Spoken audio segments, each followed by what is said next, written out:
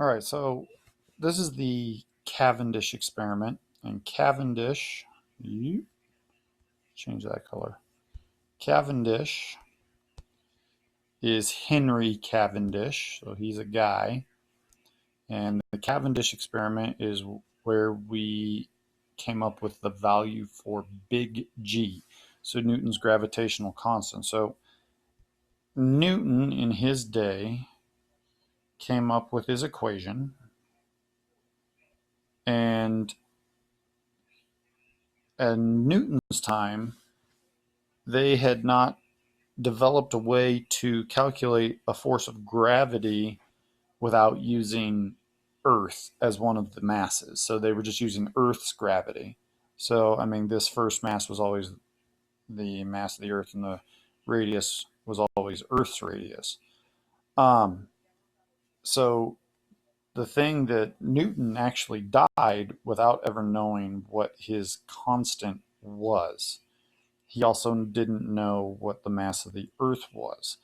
Believe it or not, they actually did know that. Um, they knew the radius of the Earth to be pretty darn close to what we think it is today. So they actually knew that around 100 BC or so. So that actually they've known for some time.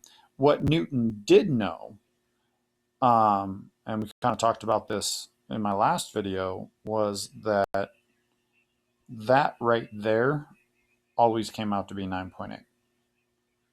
So he did know that. He just didn't know the specifically what G was and what the mass of the Earth was. And like I said, they did actually know the radius of the Earth at that time. They just didn't know everything else. So what Cavendish did was he found a way to measure gravity without using Earth's gravity. So Newton's equation, Fg equals, let's look at it real quick.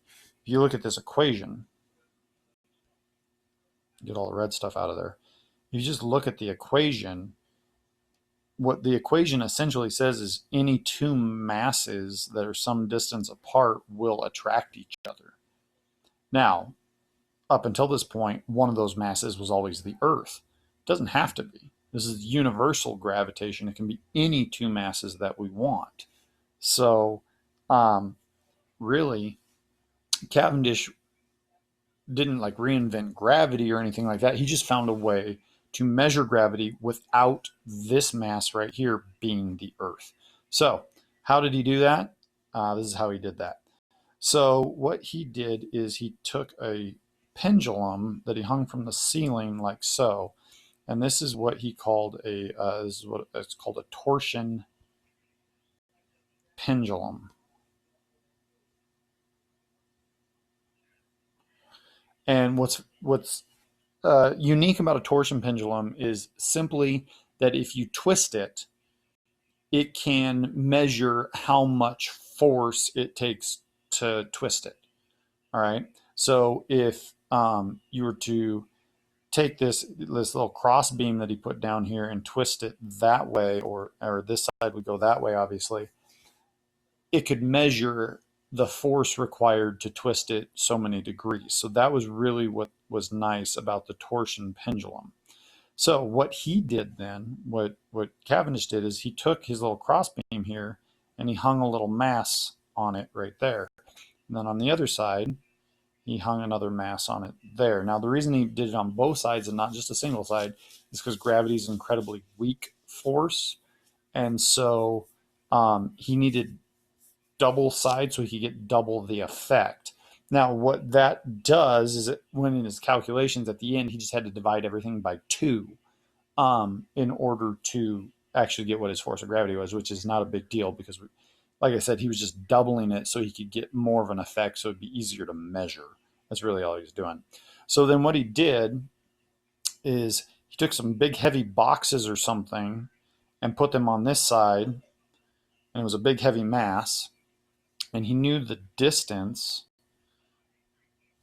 between those two masses. Then he did the same thing over here, same mass. And again, he knew that distance was the same distance. And what this did is it caused this torsion pendulum to rotate in this direction. Now, the way he measured how much it twisted is he hung a little mirror right here and shined a light on it, and the light reflected against the wall. He marked on the wall where that reflection was. When it twisted, the mirror twisted, and so the reflection on the wall moved, and he marked that, and then he was able to calculate the angle that it was twisted.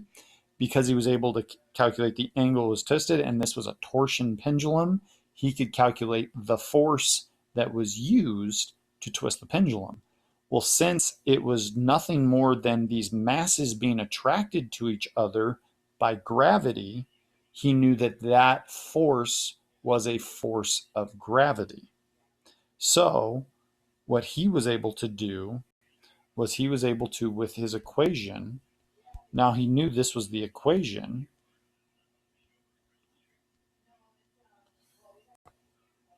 He knew everything in black.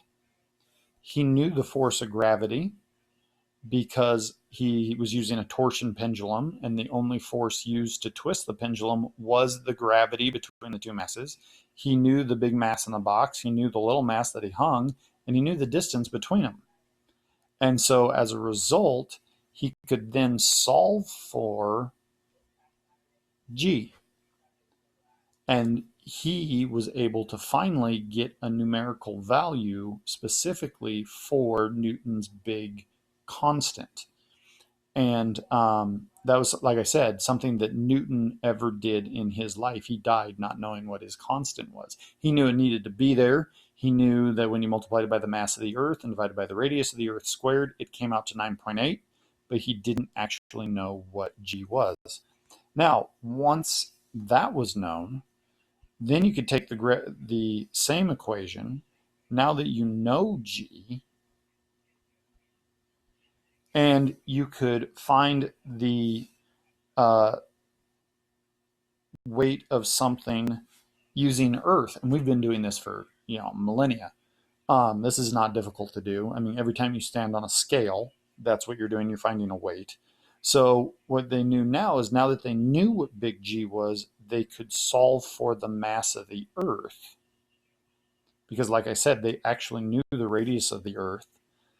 And if you know the mass of whatever you're weighing, again, not difficult to ascertain, they were able to quickly solve for the mass of the Earth very soon after the Cavendish experiment. I don't know if Cavendish was actually the one who did this calculation here, but he does get credit because it was his experiment that we were able to calculate big G. And then later, they were able to calculate the mass of the Earth. So that was the Cavendish experiment. The most important thing that you realize there is that he was able to calculate his gravitation constant in the laboratory experimentally, and that's how we were able to calculate big G. Something that Newton, who actually invented the idea of big G, never actually knew what it